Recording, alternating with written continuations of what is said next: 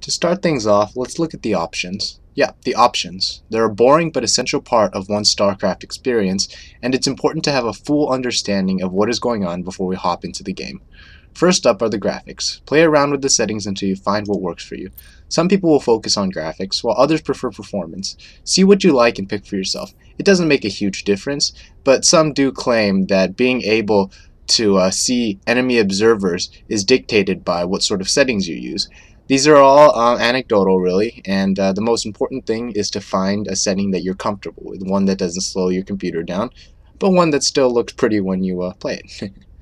So next is the sound.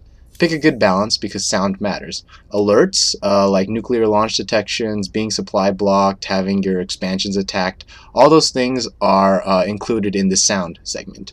The music segment is a separate category that allows the game to play music while you are playing the game.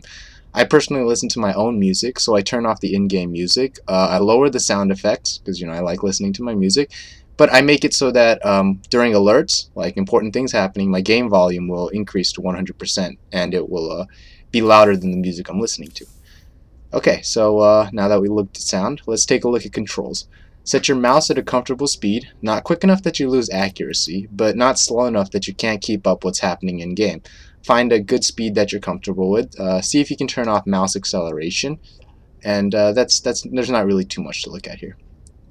Now the gameplay tab has some options that can be switched yes or no check marks, and there's a handful that I strongly suggest be set in a certain on-off configuration.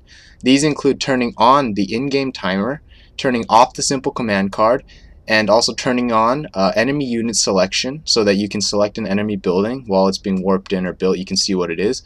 Displaying tooltips that will show you the amount of energy that a spell requires or the amount of gas and minerals that a unit requires. And this is optional, turning on the building grid. I like having it on. I think it's really useful, but again, it's up to you. But the most important option of all, now that we've gotten to it, are hotkeys. Hotkeys are your best friend and almost required to play at any sort of competent level.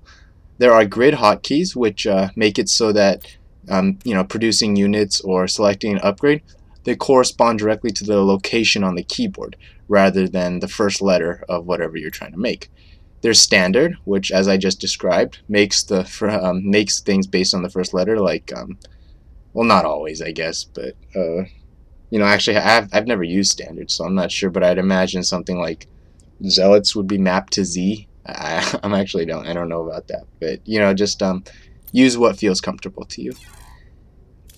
Another part of the hotkey section are the control groups. These control groups are defaulted to the input control plus a number, with the number becoming the hotkey for your control group.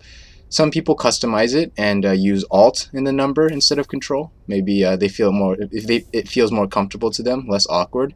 And I use the tilde key as well as the front and back buttons on my mouse for 3 additional army control groups, which is really useful.